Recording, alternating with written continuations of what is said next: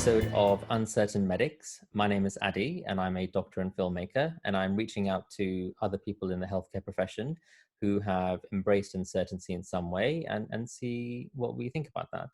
I'm joined here today with Rosie Riley. Rosie, hello. Hi there. Hi, So Addy. do you want to give our viewers a very quick intro, who you are, what you're doing? Yeah, sure. I'm a doctor. I'm based at an A&E department in Somerset. I have been working in A&E for a couple of years on top of my normal foundation training, and we'll be hoping to start GP training from August, all training program permitting. And I'm also the founder of VITA, an organisation working to advance the health response to modern slavery. Mm-hmm. And we do that through training frontline health professionals, Yeah. through research, and through national and international advocacy. Yeah. Great. Okay. Well, yeah, because I remember we met on the NHS Entrepreneur Program, and I remember when that Vita was an idea, and Yeah. it's been amazing to see how that's grown into such a massive thing in such a short space of time. So congratulations on that. Thank you so much. Yeah, it definitely has changed shape since I was on the NHS Clinical Entrepreneur Program. Yeah. But the training had been in the sort of, I've been doing this, delivering the training and shaping and refining it and collecting data from it since, or for about 6 years. Mm-hmm. So that element has really taken a more professional form now, Yeah. and sort of almost packaged it so into something that the NHS can actually invest in and commission as a service, which is what they have been doing since I've been on the program. Yeah. And obviously in current climate, it's all on hold because we're all Yeah. doctors and back in A&E and back in clinical practice. So Up on the front line. So how is that going? Because similarly with a lot of my creative projects, they've just been put on the side, and I'm also just sort of wearing the doctor hat mainly. So how has that been since the pandemic hit? well, I think it was, even just, it's interesting reflecting back on how I thought this would affect us. I mean, when it was just in China and then it was going to Thailand and then South Korea, and I know none of us really anticipated what our world would look like in a few weeks, Mm. let alone months time. But I think quite early on, myself and the other 3 directors at VITA felt it was a priority for us to put our training and our organisation and our work on hold, because particularly the training, we had 30 or so sessions with 20 to 40 doctors who are going to attend each one, Mm. booked up until August, September. So Yeah. we have we've cancelled up until end of May, but essentially or postponed until a later date. Yeah. But we have nearly 1,700 doctors who are going to be trained over this summer, and that's through the South Thames Foundation School. So we Yeah. had so much excitement over the data we Yeah. collect, the training that we'd be providing, actors lined up, facilitators lined up. And then I think quite early on we thought, even we were having lots of discussions with my other trainers who are also doctors. This is not the time for us to be thinking about something else, and this Yeah. is a really important subject, but we all were suddenly becoming, it's almost like blinkered, like, out, okay, we need to get into like a survival mode, right? One thing at a time. Our survival priority is our clinical work at the moment, Yeah. not just seeing the difficult things that we're seeing and encountering the difficult things we are, but actually mentally surviving it at the same time. We Mm-hmm. didn't know what it would look like. I thought, we all thought the peak was going to be like this, like Italy, and Yeah. that's what we were getting ready for. And that was actually, for me, the most terrifying thing was the thought that we'd have to ration care and we'd have to sit and watch patients deteriorate when we could have helped them in a normal day. Yeah. And that's what I think I was terrified about. But I knew, actually, this is not the time for VITA. This is the time for knuckling down and getting clinical. So yeah, I mean, I totally understand that kind of journey because in January I had 2 TV projects that we were ready to start pitching and get out there. A script that I spent a year developing, Oh, and the topic is around death. So, and it's a comedy, and clearly Oh, that, you told me about your idea already. yeah, and I'm I so clearly, excited about that. well, I mean, I think there may be a time then to reignite that, and probably now I just have to see what happens with the world, um, Mm, in terms of what the tone would be, because obviously the tone before pre-COVID would have worked, but now I think with death being such a, well, it's been thrown in everyone's face, the conversation yeah, around death, all and a lot having of to chat people, about it. yeah, and there's gonna be so many people affected by death, either through friends or family, that I think then the idea of a doctor coming out with comedy about death, it just has to hit the right tone and Yeah. timing.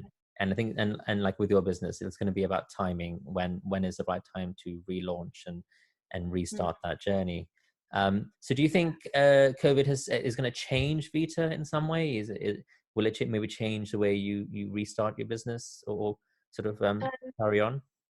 I hope that we pick up where we left off when things start to settle down. Yeah. Obviously, we have no idea what that will look like and when that will be. But I hope in terms of the training we'll pick up. I know that, we have a commitment from, the Health Education England that this is what they wanted to fund for us. So we know that, our money is still there to pay for the training that we had arranged, Mhm. which is just a gift because I was thinking actually we've lost this all. Yeah. Um, but we also I think trafficking and modern slavery is shifting through this time, and it's difficult to know. It's all observational at the moment and sort of theorizing how it might be changing. A lot of activities moving online, Mhm. and a lot of exploitation, particularly in agriculture. Supply chains has all been shifting and changing as a result of COVID, because obviously there's less interaction, Yeah. getting out and about. We don't know what that will look like at the moment, but do you know what? I can't think about it. Like, Yeah. there are just times to do things and there are times not to do things. And one of my directors, Laura, she's a pediatrician, and she's not working clinically at the moment, Mm. but she's basically been taking the lead at the moment with looking into what is happening in the sort of trafficking world whilst COVID has been Yeah, I was just kicking off. gonna say, I was gonna ask about that. Yeah. Yeah, and she's looking into that more, and particularly some interesting research points, but also um, linking us with the new evidence that's coming out, the new reports that are coming out. But all of us have equally said this isn't the time to think about it. It's too much to think about at this point, and there'll be a time when we kind of get back into the swing of things with Vita, Yeah. but it's not now. It's just too much. No, you're absolutely right. I mean, look, there's a lot of things that have been sidelined for me, and I think similar to you, I was on that cusp of having done a lot of work to get to a point now where I was going to launch a lot of things and take that Yeah, next step. But in some ways, I don't know, I feel a bit of relief. I mean, if I look back to sort of January or even December, I just had like constant meetings and yeah, constant pressure every week to sort of update my scripts and follow up on emails and all this kind of stuff. And yeah, it's kind of, there's been, for me anyway, a bit of relief, which probably won't last long, where it's yeah. like, okay, I just get to be a doctor again, and I don't have to worry about any of these other things that I've been pursuing for years. Completely agree. Yeah. I completely get that.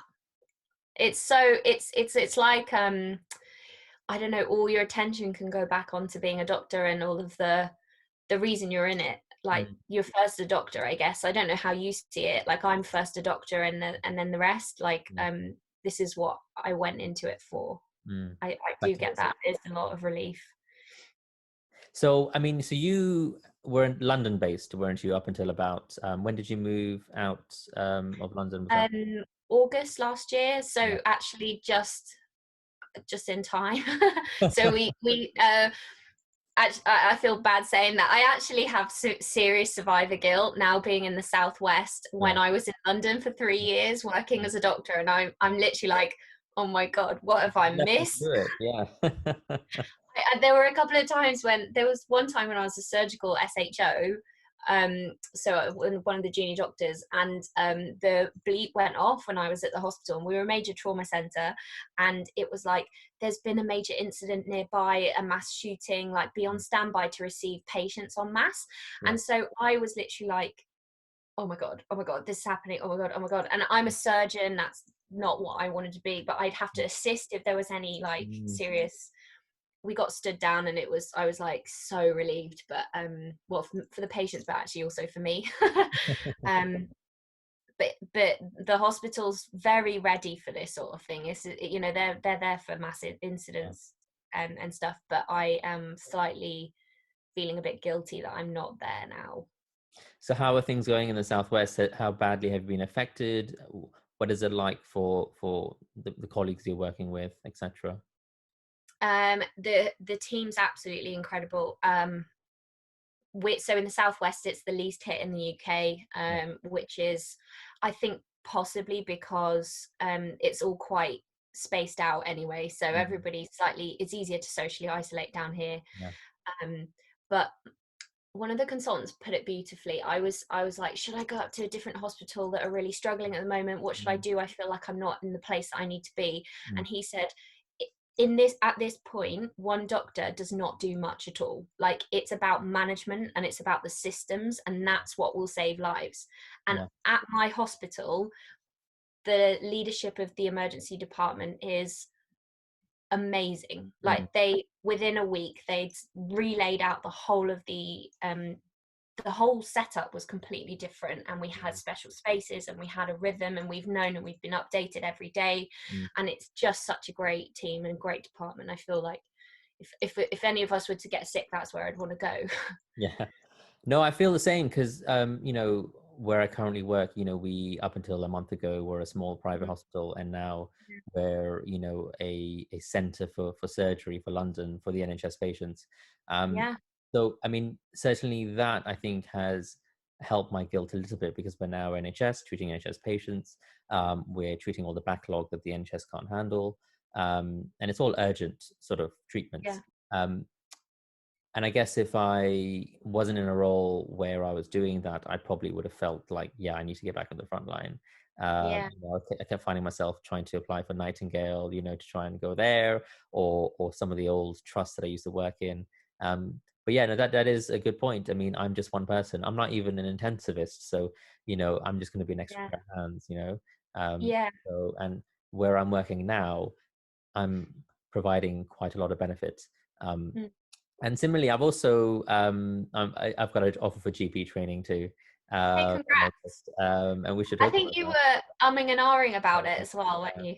So I've maybe outside this conversation we can have a chat about my thoughts on that. But Yeah, yeah. So, but I think the reason I bring that up is I'm going through. I don't know if other clinicians are a bit of a so for people like us, we left the normal training pathway. We went out and did different things, and we have an idea of what we want to do clinically. But like you said, clinically, it's not our only main sort of work practice. You're running an amazing organization. I'm on this pathway to try and work in the creative industry. yeah, So I'm now sort of in a bit of I'm really not sure about the clinical side. It's kind of like, do I pick, because there used to be a case of picking something that would then allow me to pursue other interests.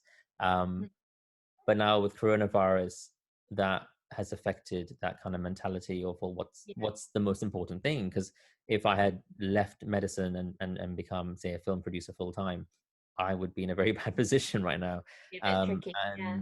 and being a doctor has really allowed me to do something in this time.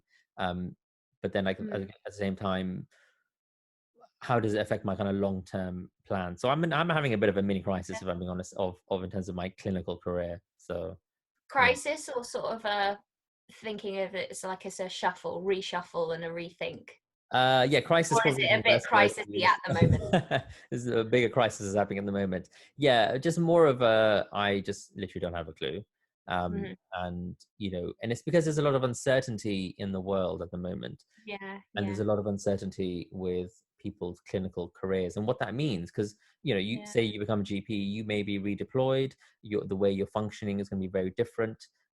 Your deanery is going to be overwhelmed with so much administration. Um, mhm. the training might not be the same. So it's like, well, what do you do next? So how do you feel Yeah. about your kind of next step clinically? Well, I might have it a little bit easier because I've got my GP job at my hospital that I'm in, and my first rotation's A&E. All right. So Okay. There you so go. for me, it doesn't Smooth make transition. massive difference whether Yeah. or not we start in August. Yeah. Um, I see what you mean. I don't know if for me I'm so worried about my clinical career. I think I see more variety and maybe not but I see more there's a bigger picture to happen outside of my clinical life, and that's through Vita and what that will become, because Yeah. I have big dreams for it that hopefully have even an international influence. But with my medical stuff, I'm actually, I completely agree with you. I'm loving this time where I can just knuckle down and be a doctor, Mm. and I think that's reigniting all of the stuff I loved. But Yeah. I think I'm not so I'm not in a rush to become a GP. And I think that anyone looking at the pathway I've taken will see that I'm clearly not in a rush, because I've taken gap year after gap year of working clinically, but just not plumbing straight into, I could be a GP probably by now if Yeah. I'd cracked on and Well, got on with it. I'd be, yeah, a lot of my friends are just like consultants now in hospital, and it's like I'm, Wow, yeah. when you hit that milestone, and I'm sort of, Yeah. yeah, I'm applying for GPSC1, you know. I at least I don't have a consultant peer yet. Yeah, really. Probably not far off, to be Yeah. honest. I really am faffing, but I'm gonna, even I've applied for less than full time Mhm. training as well, so it was only ever going to be a 60% rota, which is taking a 3-year program to 5 years, Mhm. and hopefully family in there, and Yeah. that's the plan. So Mm. I'm not so worried about where, because I know I'm going to get to GP. I'm not in a rush to get there, and I'm quite enjoying, I like change, so I don't mind shifting uncertainty in that sense. Yeah. I know my sister is very different. She, oh my god, she is allergic to change and just doesn't like the unfamiliar, and she's had serious anxiety because of like what's going to happen, what's going to happen, what's going to Yeah. happen. um that's not something I've ever been so concerned about. I have other issues, but not that one. Do you think because of the pathway you've taken, particularly in the last few years, do you think that's better prepared you for the sort of current pandemic we're in? Possibly. I think through med school and probably even foundation training, we are slightly conveyor belt mindset to just Yeah. crack on, get to the end goal, which is Mhm. consultant or GP. I think I might have broken out of that mindset, and I think that the beauty of taking years out after foundation training just releases you from that must need to get somewhere, as opposed to being where you are. And it's given me a lot of joy of just being a senior house officer, like my level, my grade, becoming familiar with a depart, like I've done now two years in A&E extra, and I'm not going to specialize in A&E. There's potential for me to work in A&E as a GP, Yeah, you just maybe flexibility even there. become a reg, like, and do competencies and exams and become a reg in A&E. Yeah. But I love it, and I think it's basically one spectrum. GPA and E are like the same. It's just one Yeah. sicker and one slightly less sick. So yeah, they complement each other nicely.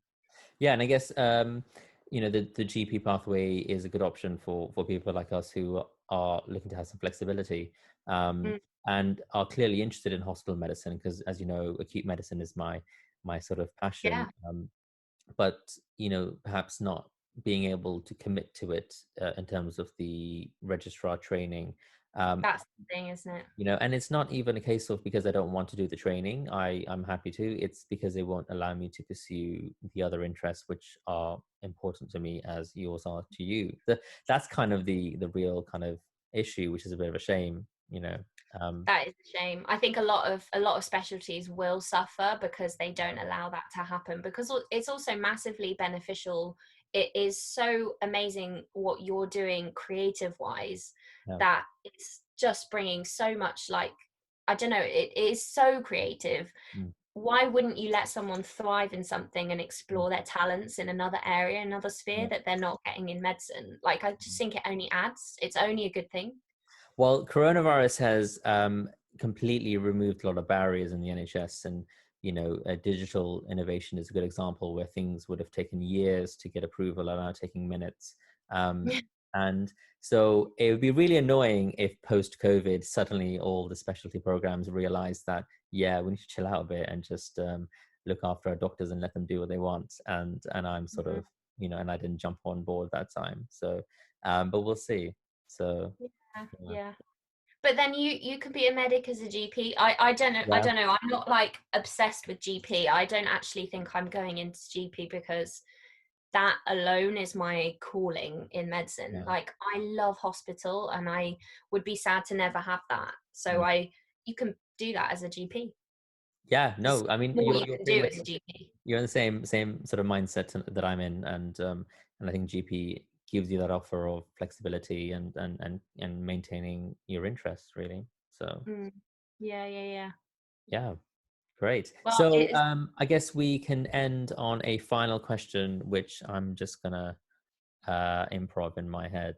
Um, so I suppose you've got your plan to go to GP, and what is coming up next for you? So let's make an assumption that the crisis settles down in the next few months, and in 6 months we have some element of normality to society.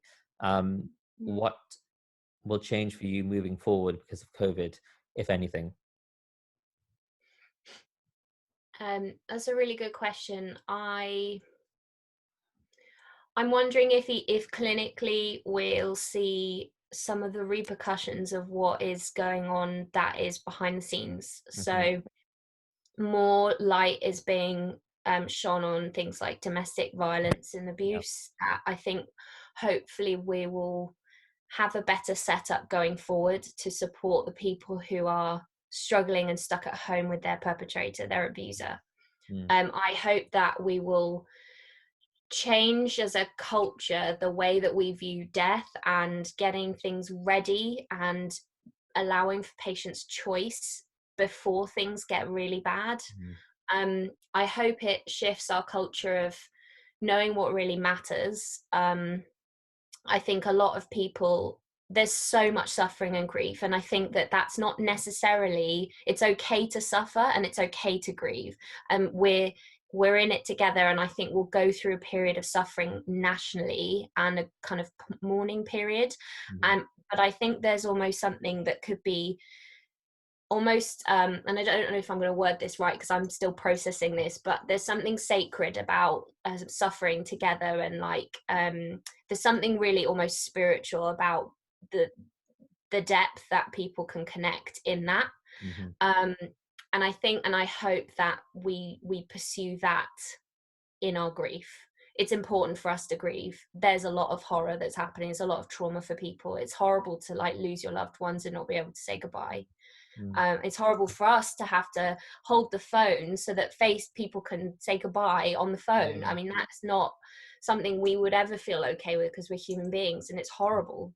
Mm. um, we will grieve, and that's okay, and I hope that we just do that in a healthy way. So I guess I'm releasing my expectations of what my life might look like, in hopefully an effort to be available to grieve with our whole planet, I guess. Almost I want us to do it well, and I want us to go through it in a healthy way, and I think as a doctor we've got a really influential role to play in helping people grieve healthily and allowing it, and in um yeah, just walking people through it. I don't know if that's even answering your question. I just think No, I no, don't know what's that was a great answer, and I was just thinking I need to bring you along to the pitching interviews when I start pitching my my TV show next year. So that was great. Oh, oh, what I'm so excited about I think your Yeah. idea is amazing. I'm really, I think you're so right. It's about timing for that Mm. idea, but it is just so important. It's Mm. such an amazing piece of, amazing story that you would share through that piece of work that you'll do. Um, Great. Okay. Well, thank you very much. yeah. Okay. Well, we'll end it there. So that's been another episode of Uncertain Medics. Thank you, Rosie, for joining us, and we'll catch you on the next one.